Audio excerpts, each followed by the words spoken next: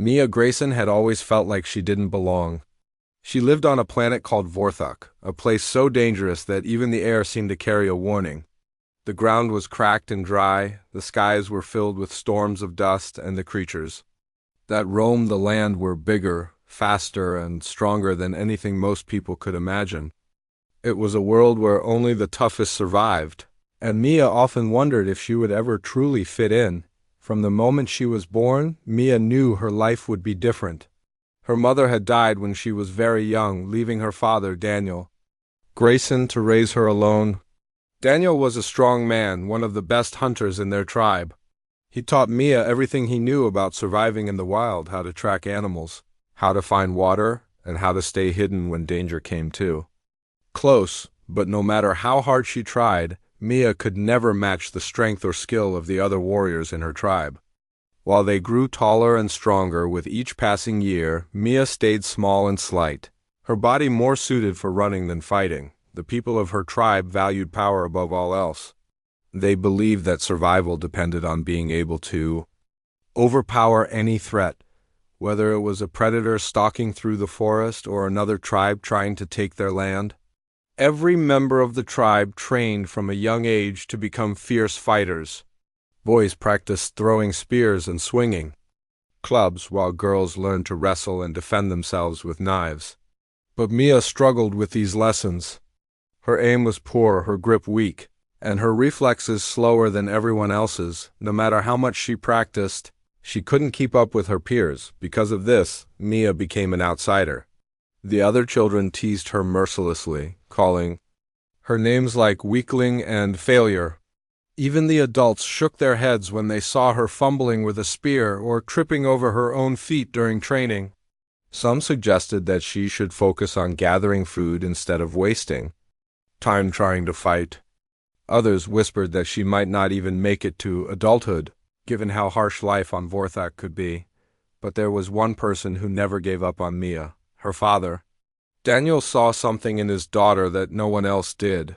He noticed how carefully she watched the animals around them, studying their movements and habits. He saw how quickly she could spot tracks in the dirt or hear the faintest rustle in the bush. To him, these were signs of intelligence and patience, qualities that were just as important as physical strength. Whenever Mia felt discouraged, Daniel reminded her that true strength wasn't just about muscles.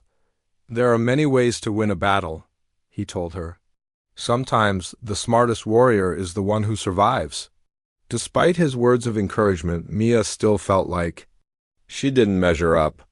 That feeling only grew stronger during the annual trial, a brutal competition held every year to test the tribe's readiness against predators. The trial was designed to mimic real-life encounters with the deadliest creatures on Vorthok.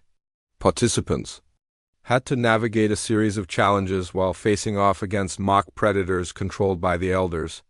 It was a grueling test of speed, strength, and courage, and the entire tribe gathered to watch. This year, Mia was old enough to participate for the first time. She tried to tell herself that it wouldn't matter if she failed. After all, everyone already expected her to do poorly. But deep down, she wanted to prove them wrong. For weeks leading up to the trial, she trained harder than ever before. She practiced throwing spears until her arms ached and ran laps around the village until her legs burned. She even spent hours observing the predators in the nearby woods, hoping to learn something that might give her an edge. When the day of the trial finally arrived, the atmosphere in the village was electric. Warriors lined up at the starting point, their faces painted with symbols of bravery and determination. Spectators cheered loudly, eager to see who would emerge victorious. As Mia took her place among the competitors, she could feel the weight of everyone's eyes on her. Some looked at her with pity, while others smirked, clearly expecting her to embarrass herself. The trial began with a loud horn blast, signaling the participants to charge forward. The course was littered with obstacles, ropes to climb, pits to leap over, and narrow paths to cross without falling. Along the way, mechanical beasts roared to life, programmed to attack anyone who came too close. Most of the warriors tackled these challenges head-on, relying on their raw power to push through. They swung clubs at the robotic predators, dodged their snapping jaws and bashed their way past whatever stood in their path. Mia, however, moved differently. Instead of rushing ahead, she hung back, watching the others and learning from their mistakes. When a group of warriors charged straight into a trap, triggering a barrage of spikes, she noted the position of the pressure plates and avoided them entirely. When someone else triggered a fake predator that lunged out of hiding, she memorized its pattern and timed her movements accordingly. Slowly but surely, she made her way through the course, avoiding danger rather than confronting it. Directly by the time the trial ended, Mia had completed every challenge, but she had done so far behind everyone else. The crowd groaned as she crossed the finish line last, shaking their heads in disappointment. Some laughed openly, while others simply turned away, unwilling to waste their time on someone they considered useless. Even the elders looked unimpressed, muttering under their breaths about how Mia's performance reflected poorly on the tribe. That night, Mia sat alone outside her hut, staring up at the stars. She felt a heavy lump in her throat and tears pricking at the corners of her eyes, but she refused to let them fall. She had known going into the trial that she wouldn't win, but hearing the jeers and seeing the looks of disdain still hurt more than she cared to admit. For a brief moment, she wondered if maybe the others were right, if maybe she really was too weak to survive on a planet like Vorthak. Just then, her father appeared beside her, sitting down quietly without saying a word. After a few moments, he spoke softly. "You know, I've seen you watching those animals in the woods," he said. "I've seen the way you study their patterns, the way you anticipate their next move. Do you think they care about your spear-throwing skills?" Mia blinked, surprised by the question. "No," she admitted. "They don't, exactly," Daniel said with a nod. "And yet you understand them better than anyone else here. That's a kind of strength, Mia, a quiet kind, maybe, but still powerful. Don't let anyone tell you otherwise." His words stayed with her long after he went back inside.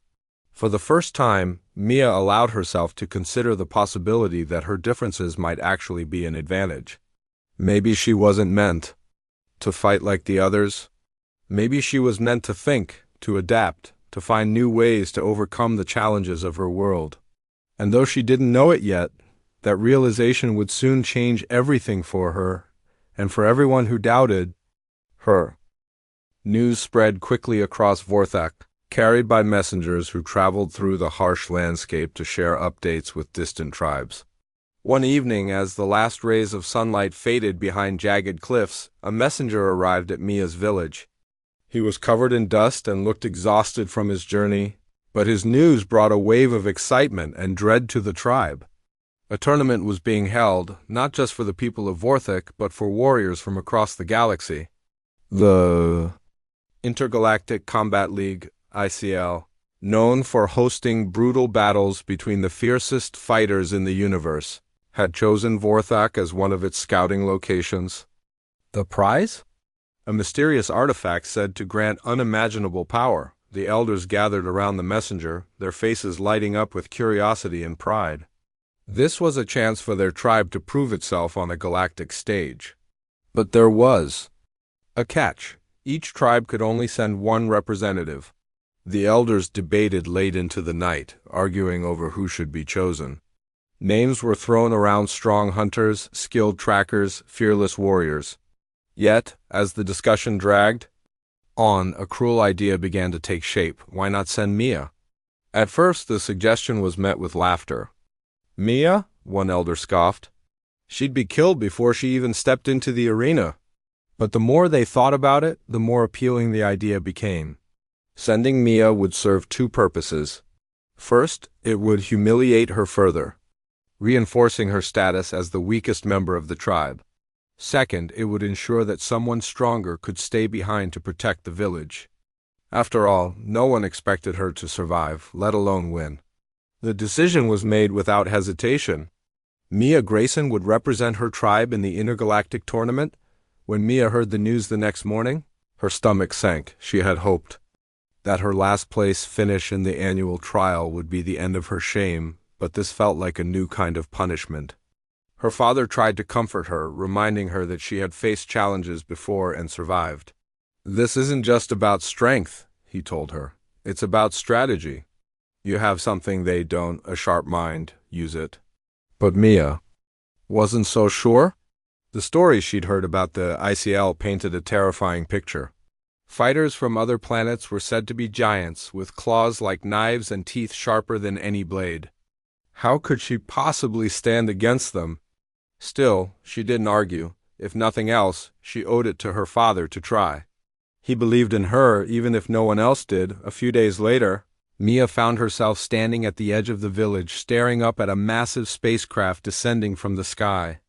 Its sleek silver surface gleamed in the sunlight, and its engines roared like thunder.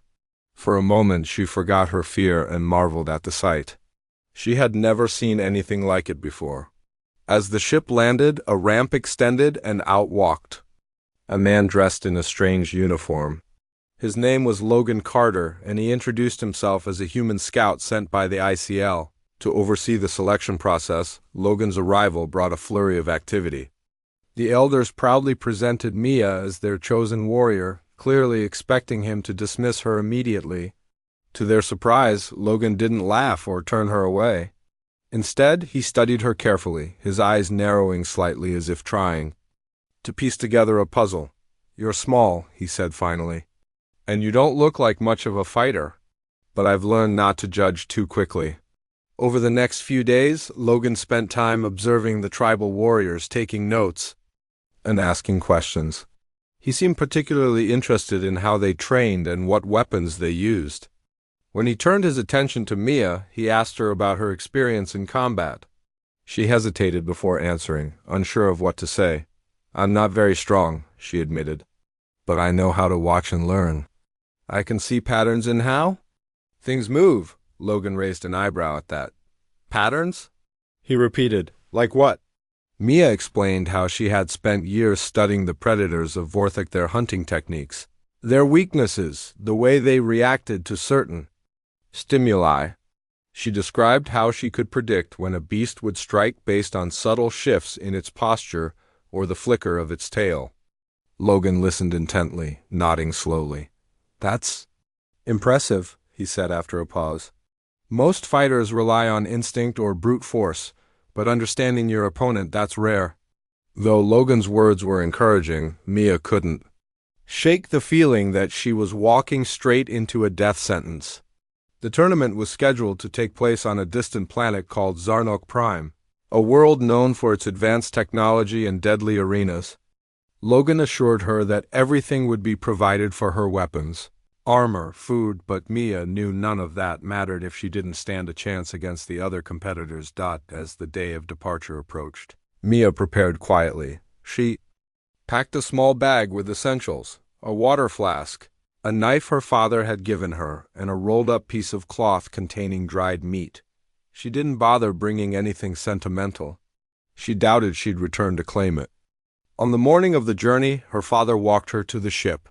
His expression was calm, but his hands trembled slightly as he hugged her goodbye. "Remember who you are," he whispered. "You're smarter than they think, smarter than they'll ever realize." Once aboard the spacecraft, Mia was overwhelmed by the strangeness of it all. The interior was sleek and metallic, filled with blinking lights and humming machinery. She shared the space with other warriors from across the galaxy, each one more intimidating than the last. There was a hulking reptilian creature with scales that shimmered like oil, a bird-like humanoid with talons longer than Mia's forearm, and a pair of insectoid beings whose clicking noises echoed through the corridors. None of them paid her any attention, dismissing her as unworthy of their time. During the long journey to Zarnok Prime, Logan took it upon themselves to offer Mia some advice. He explained the rules of the tournament. Each match would pit two fighters against each other in a specially designed arena. The goal was simple: to defeat your opponent using any means necessary. Weapons and environmental hazards would be provided, but ultimately success depended on skill and strategy. "Don't underestimate your opponents," Logan warned. "They're fast, strong, and ruthless, but don't underestimate yourself either. You've got something they don't, a brain." Mia nodded, though she wasn't entirely convinced. She practiced visualizing scenarios in her head, imagining how she might use the arena to her advantage. What if there were cliffs? Could she lure her opponent into falling? What if there were traps? Could she trigger them remotely? These thoughts kept her occupied during the trip, giving her something to focus on besides her growing anxiety. When the ship finally landed on Zarnuk Prime, Mia stepped outside and was struck by the sheer scale of the event. The arena was enormous, surrounded by towering stands packed with spectators from countless species. Giant screens displayed images of the fighters, accompanied by commentary in languages Mia couldn't understand. The air buzzed with excitement and the noise was deafening. For a brief moment, she felt completely insignificant. Swallowed whole by the spectacle, Logan led her to a preparation area where the other competitors were getting ready. Armorers fitted fighters with protective gear, while trainers shouted instructions and offered last-minute tips.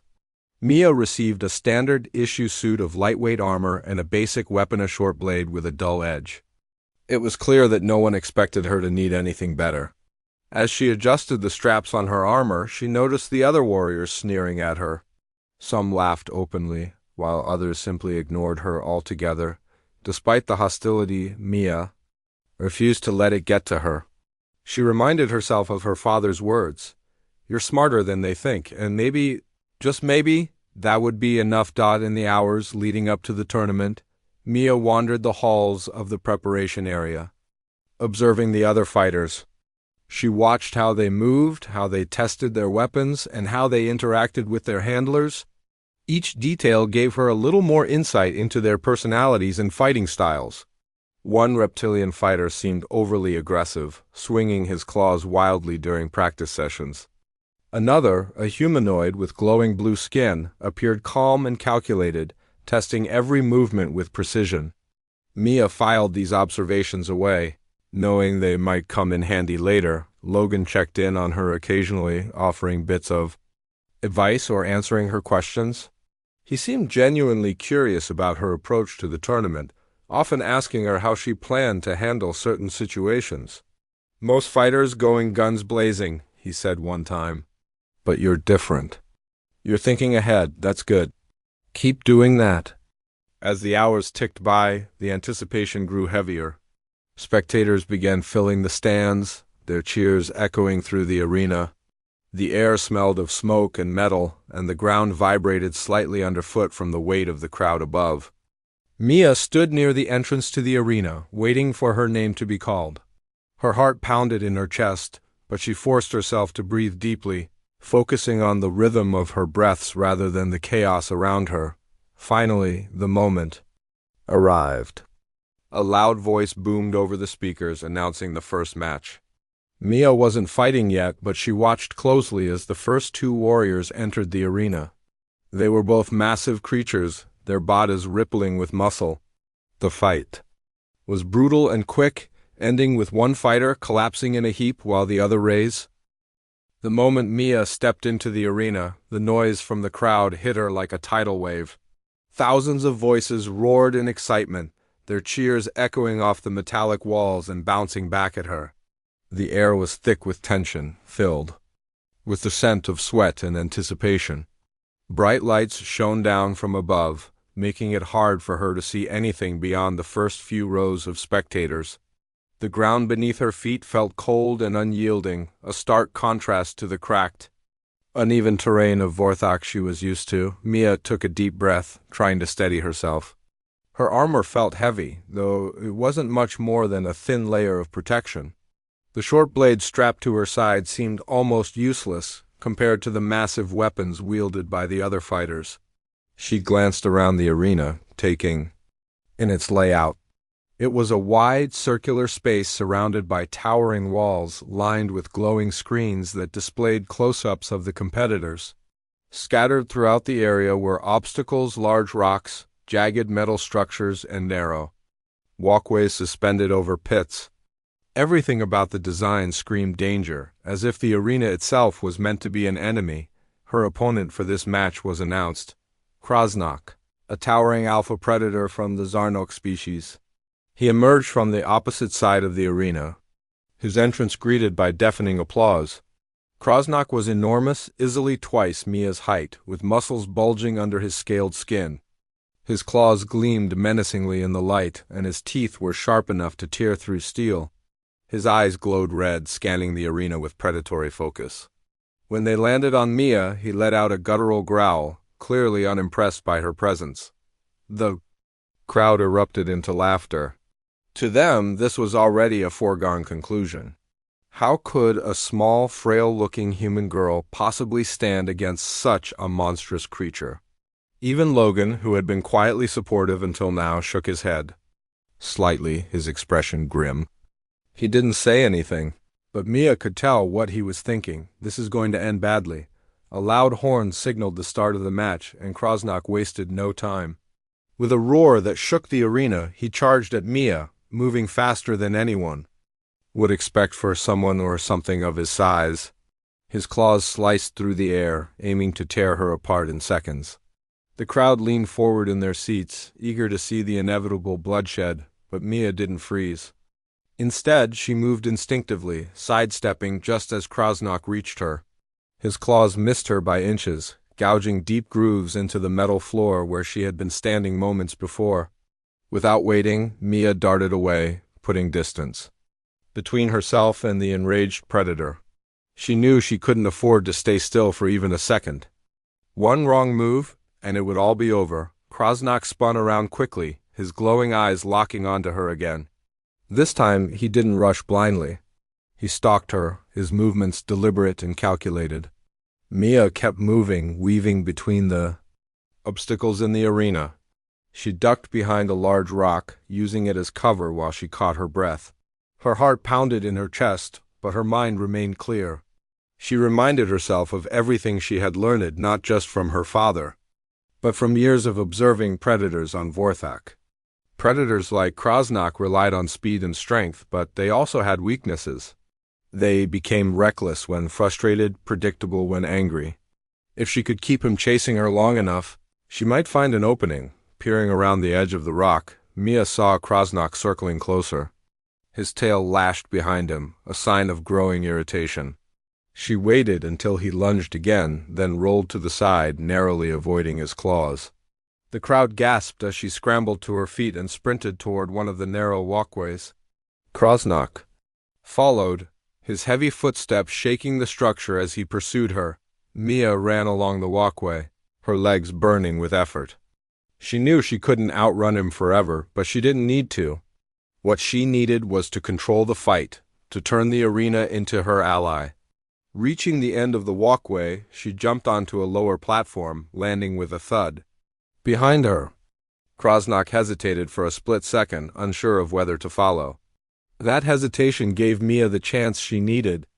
She grabbed a loose piece of debris, a chunk of metal, and hurled it at a nearby leva.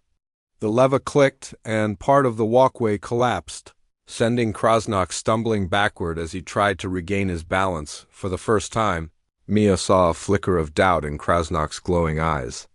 He hadn't expected her to fight back like this. Most of his opponents either attacked head-on or cowered in fear, neither of which required much thought. But Mia was different. Every move she made forced him to adapt, to rethink his strategy. And that was exactly what she wanted. The crowd, which had initially laughed at her, began to quiet down. Some spectators leaned forward, intrigued by the unexpected turn of events. Others whispered among themselves, pointing out how Mia seemed to anticipate Krosnock's every move. Even Logan, watching from the sidelines, found himself holding his breath. For the first time, he allowed himself to hope that maybe, just maybe, Mia might actually have a chance. Krosnock recovered quickly, his frustration boiling over into outright rage. He let out another roar and charged at Mia again, this time smashing through obstacles in his path. Mia dodged and weaved, using the environment to her advantage. She climbed onto a stack of crates, leaping from one to another as Krosnock swiped at her from below. Each miss only fueled his anger, causing him to lash out wildly. Mia noticed how his movements were becoming less precise, his attacks more chaotic. She filed this information away, knowing it would be crucial later as the fight dragged on. Mia began to notice patterns in Krosnock's behavior. He favored his right claw, striking with it more often than his left. His tail swung in wide arcs whenever he turned, leaving him momentarily vulnerable. And his glowing eyes, while intimidating, betrayed his intentions. They narrowed slightly before he lunged, giving her a fraction of a second to react. Armed with this knowledge, Mia adjusted her strategy. She stopped running aimlessly and started leading Krasnok toward specific areas of the arena, setting traps in her mind before executing them in reality. One such trap involved a series of pressure plates hidden beneath the floor. Earlier, during her initial scan of the arena, Mia had spotted the faint outlines of these plates and guessed their purpose. Now, as Krasnok chased her across the arena, she deliberately stepped onto one of them. A section of the wall slid open, revealing a hidden compartment filled with spiked projectiles. The spikes shot out automatically, forcing Krasnok to dive out of the way. Though none of them hit him directly, the distraction gave Mia precious seconds to regroup. By now, Krasnok was visibly frustrated. His roars grew louder, his movements more erratic. He smashed through obstacles with brute force, ignoring the damage he caused to the arena. The crowd, once certain of his victory, began to murmur uneasily. No one had lasted this long against Krasnok before. Not even the strongest warriors had managed to evade him for more than a few minutes. Yet here was Mia, still standing still, fighting. Logan watched intently, his earlier skepticism replaced by admiration. He realized now that Mia wasn't just surviving, she was winning. Not through sheer power, but through intelligence and patience. She understood the arena better than anyone else, including Krasnok. And she was using that understanding to outsmart him at every turn. Finally, Mia saw her opportunity. Krasnok lunged at her again, his claws slicing through the air. This time, instead of dodging completely, she timed her movement perfectly. As he passed her, she reached out and grabbed hold of his tail, using his momentum to swing herself around and land a solid kick to his side. The blow didn't hurt him, it barely registered, but it startled him enough to make him pause. In that brief moment, Mia spotted what she had been waiting for, a weak spot near his throat, exposed as he reared back to strike. Without hesitation, Mia pulled the short blade from her belt and struck. The blade sank into Krasnok's flesh, hitting the exact spot she had targeted. He let out a final, ear-splitting roar before collapsing to the ground, defeated. The entire arena fell silent, the only sound the faint hum of the overhead lights. For a moment, no one moved. Then slowly, the crowd began to cheer. At first, it was hesitant, almost disbelieving. But as the reality of what they had just witnessed sank in, the cheers grew louder and more enthusiastic. Spectators rose to their feet, clapping and shouting Mia's name. Even the other competitors, who had dismissed her earlier, looked on with a mixture of shock and respect. Mia stood there, breathing heavily, her hands trembling slightly. She looked down at Krasnok's motionless form, then up at the cheering crowd. For the first time in her life, she felt a sense of pride, not because she had won, but because she had proven that strength wasn't always measured by size or power. It was measured by resilience, by adaptability, and by the courage to face impossible odds. As Logan approached her, offering congratulations and a rare smile, Mia allowed herself a small grin. She didn't know what the future held, but for now, she had done something extraordinary. She had shown everyone, including herself, that even the smallest among us can rise to greatness when given the chance. Mia stood in the center of the arena, the crowd's cheers still ringing in her ears. Her chest rose and fell as she tried to catch her breath, her hands still gripping the short blade that had brought down Krasnok. For a moment, she simply stared at the fallen predator, unable to believe what she had done. She had defeated one of the galaxy's most feared fighters in less than a minute. It wasn't strength or speed that had won the fight, it was her mind. Every move she had made, every decision she had taken had been calculated and precise. Logan walked up to her, his expression a mix of pride and disbelief. "You did it," he said, shaking his head slightly. "I didn't think it was possible, but you proved me wrong." He placed a hand on her shoulder, his voice steady but filled with admiration. "That was incredible. You didn't just survive, outsmarted him. Mia nodded, though her thoughts were elsewhere. She glanced around the arena, taking in the sea of faces watching her. Some were cheering wildly, while others looked stunned, their jaws hanging open in disbelief. Even the other competitors who had mocked her earlier now watched her with cautious respect. Mia knew this victory wouldn't erase the years of ridicule she had endured, but it gave her something far more valuable: confidence. She had faced her fears and come out stronger on the other side. The announcer's voice boomed over the speakers, declaring Mia the winner of the match. The crowd erupted again, their cheers louder than before. Giant screens displayed replays of the fight, showing how Mia had dodged Krasnok's attacks and turned the arena into her weapon. Spectators pointed and whispered, marveling at her quick thinking and calm demeanor. For someone who had been dismissed as weak, Mia had proven herself to be anything but Dot as she left the arena. Logan stayed by her side, guiding her through the halls back to the preparation area. Along the way, other fighters stepped aside, making room for her to pass. Some nodded in acknowledgement, while others avoided her gaze altogether. Mia didn't say much. She simply kept walking, her focus sharp despite the chaos around her.